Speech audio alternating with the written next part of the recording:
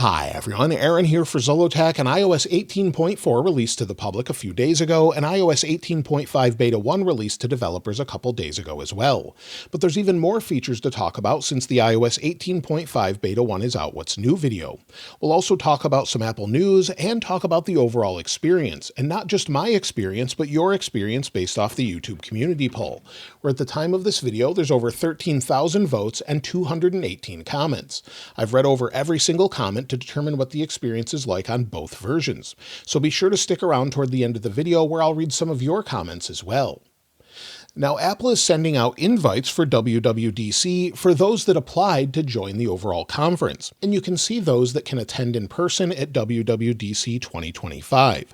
You'll see it says, "Congratulations, you've been selected to join us at the special event at Apple Park on Monday, June 9th, and we're thrilled to invite you to the additional activities before and after." So you can see the invites here. Quite a few people were invited. Some people applied and did not get invited, but either way, they'll be able to join press and media.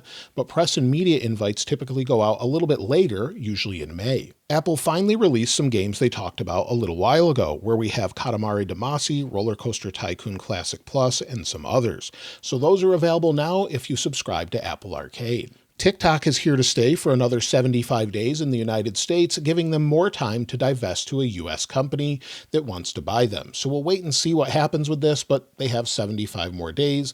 Otherwise, they'll face a ban. Apple announced a while ago that Apple TV Plus would once again have Friday Night Baseball. There's a new 3-episode docuseries about baseball. You'll see it says Fight for Glory 2024 World Series. There's 3 episodes and you can watch those now. So if you're a TV Plus subscriber, they're available now. If you use Apple Music on Windows, you now have access to a new feature. Dolby Atmos support has finally been added to Apple Music in the Windows app. So Apple updated this document talking about how it's now available. When it comes to new features, let's take a look at iOS 18.5 Beta 1. If we go into Accessibility, and then we go to Touch, and then we go down to Back Tap, they've brought back the banner that now shows up and the option for it that was in iOS 18.4 betas. So if I double tap, it'll bring in the Control Center and show a little banner there at the top. Again, double tap, and it goes away, and you have that banner. It's a little bit easier to see when you're on light mode here.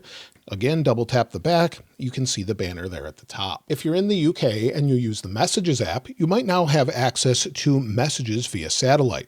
Many people in the UK are seeing this option available, and let me know if you're seeing it as well and you've been able to use it. Also in the UK, you have additional information about your iCloud account where you can learn more information about online safety. This is to comply with new online safety laws in the UK.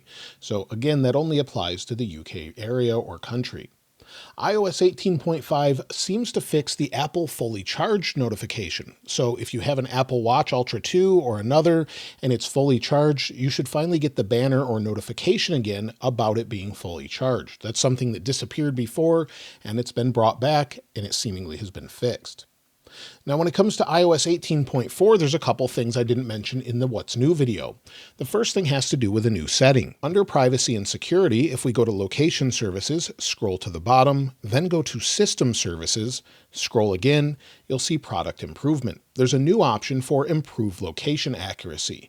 This is under Product Improvement categories to help Apple gain more information to make it better.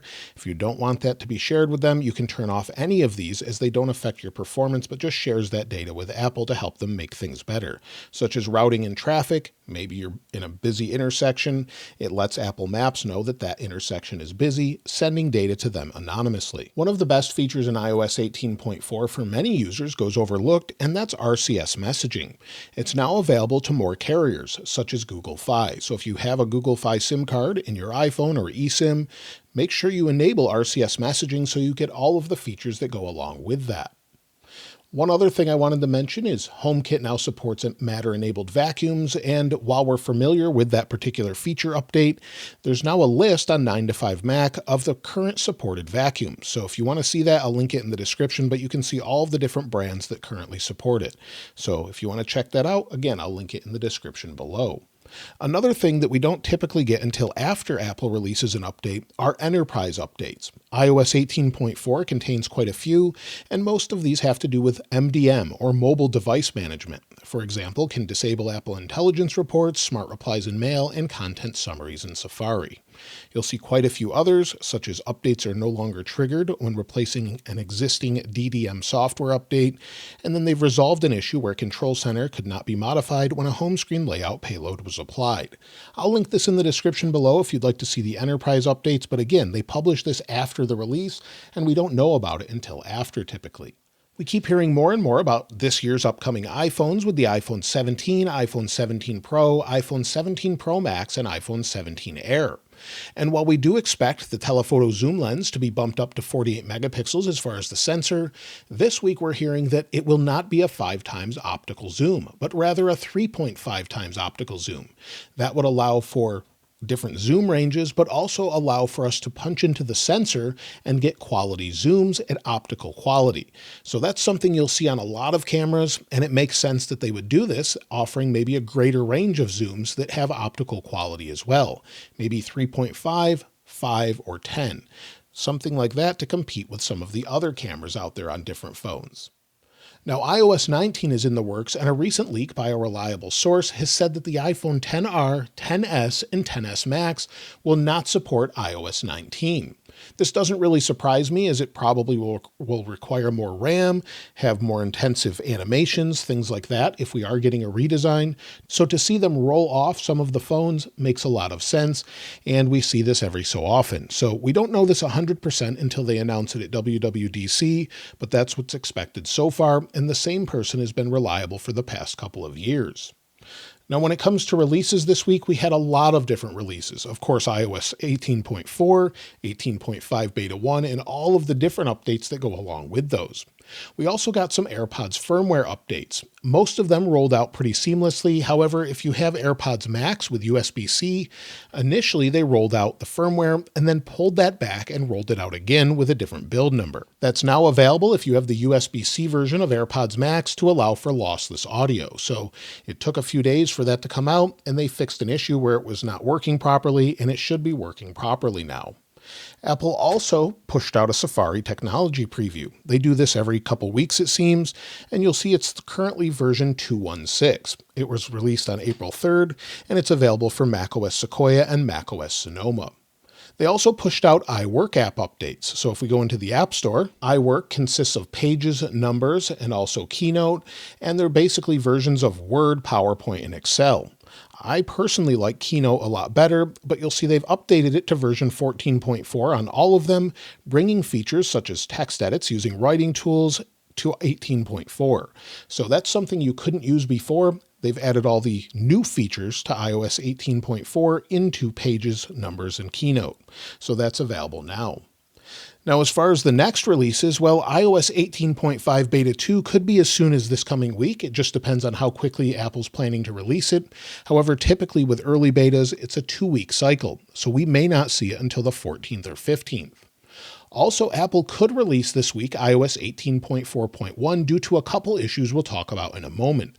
So we could see that as soon as this week. However, it could be a few weeks out if they need to push that out and get that fixed. However, we don't know anything for sure, but I would suspect we'll get an 18.4.1 at some point.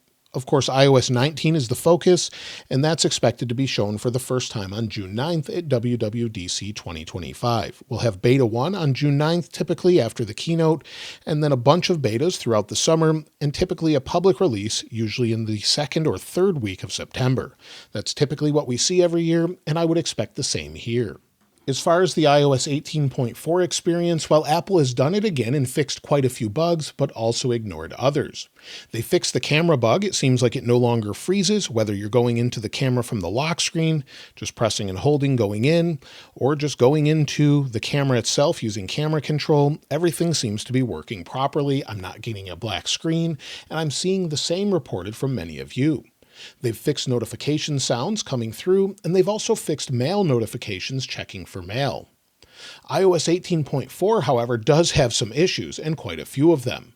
18.4 causes CarPlay to not work properly, and connectivity is broken for many people. However, it works fine for me. I've tested it in a couple different vehicles. No issues, but many people see it disconnect. Also, music just stopped playing for me when I was using AirPods.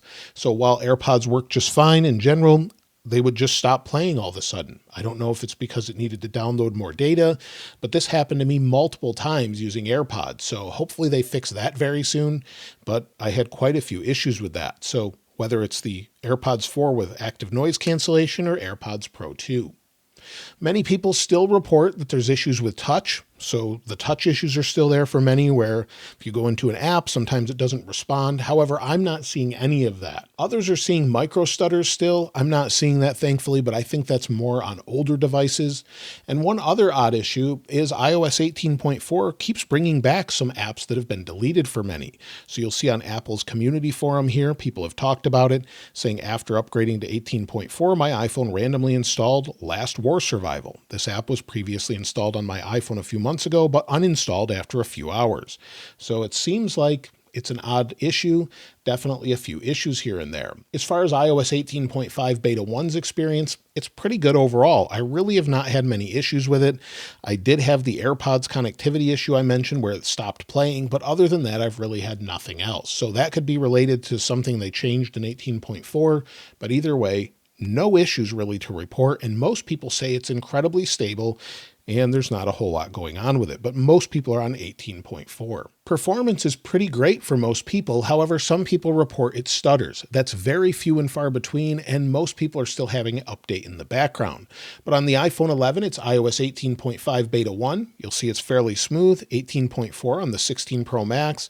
If I go over to the app library here, let's go over here, we can scroll. Things are nice and smooth, and I basically see similar performance on both. 18.5 is probably a little bit smoother though. However, it still is a beta. If we go into music, it opens quickly. If we go into the camera, it seems to be pretty good as well. So they open as you would expect, so you have time to capture whatever you want. Go in there, open up Mercury Weather and the regular weather app, and you'll see everything seems to be working as expected, games included. Many people have reported that as well.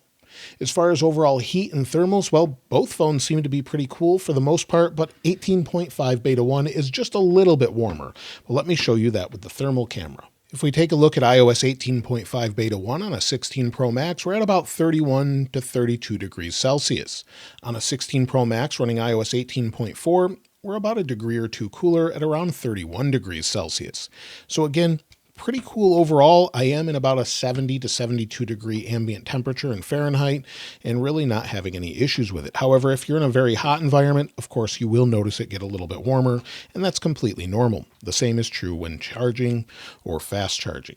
Apple has done it and fixed battery life for most on iOS 18.4. In fact, I was very surprised by the comments where most people say it's the best battery life ever, or it's much better than iOS 18.3.2 or even iOS 18.3.1. Generally, people are very happy with it. So let's go ahead and take a look at the battery life. Thanks to Cameron for sending this in on iOS 18.4 on an iPhone 16 Pro Max with 100% battery health. He used 5 hours and 10 minutes of screen active time, 6 hours and 35 minutes of screen idle time, and used about 60% of his battery. If we take a look at the day before, again, 6 hours and 58 minutes, using about 75% of his battery. Pretty good overall. Thanks to Abhishek for sending this in, also on iOS 18.4, but on an iPhone 11 Pro Max with 77% battery health. Again, 5 hours and 8 minutes of screen on time, 17 minutes of screen off time, and used about 70% of his battery. Overall, pretty good. Again, another 5 hours and 15 minutes of screen on time using 100% of the battery. On a phone that's pretty old with 77% battery health. As far as iOS 18.5 Beta 1, well, I've been using it full time on my phone since it released. We'll take a look at battery health. You'll see it's still updating in the background or finishing here, so it's going to be a little bit off from what it should be when it's done, but we see 100% capacity with 163 cycles. If we take a look at overall battery life, yesterday, I had 2 hours and 23 minutes of screen active time, 4 hours and 4 minutes of screen idle time, and that's pretty terrible, using about 70% of the battery. The day before was a little bit better, sort of 3 hours and 7 minutes of screen active time, 5 hours and 10 minutes of screen idle time, using over 75% of the battery. Now keep in mind, it is finishing in the background, and that's going to use significant battery. So I really don't count this against it. It should improve once this is completed. It can take up to a week, though, for that to happen. As far as benchmarks, well, some people say it's the best ever. I saw over 9,000 on a 16 Pro Max, but let's take a look in Geekbench 6. Now, on the first three devices, we have iOS 18.5 Beta 1 or iPadOS 18.5 Beta 1, and on the end, we have iOS 18.4. From left to right, we have the M4 iPad Pro 13-inch, then we have the iPhone 11, iPhone 16 Pro Max, and iPhone 16 Pro Max on 18.4. So this gives you an idea of what it's like. This is the best multi-core score I could get on 18.5 Beta 1, but overall, all very good, well within margin, and performing well. As far as the experience and some of your comments, let's go ahead and take a look at what you had to say. Hamza991 said, I just updated from iOS 17.7.2 to iOS 18.4 on 15 Pro Max, and it's great so far. Battery life has been pretty good, and overall it's pretty fast. ProMotion feels even faster, like it actually is running at or close to 120 Hz. A great experience for me. Uncommon BG said, I'm running iOS 18.4 on my 14 Pro, and I can't believe how good the phone is. This is what iOS 18 should have been like. Calvin H4682 said, I'm running iOS 18.4 on my iPhone 12 Pro for about 4 days now. Battery life is okay, and so is battery health too. Browsing is seamlessly smooth, all apps open, close without any latency. There are no network connectivity issues, nor are there any Bluetooth issues, no dropped calls or AirPods Pro 2 issues, and no overheating while charging. Luis Chavez TV said, 18.4 is the best version of iOS I've ever used on my iPhone 14 Pro Max in terms of smoothness, functionality, especially when it comes to battery life. It easily makes it through an entire day without even having to think about charging it again. I'm absolutely loving it and haven't had any issues. CR Guy 2522 said, I'm on iOS 18.4 on iPhone 15 Pro and battery life is way better than on 18.3.2 for sure.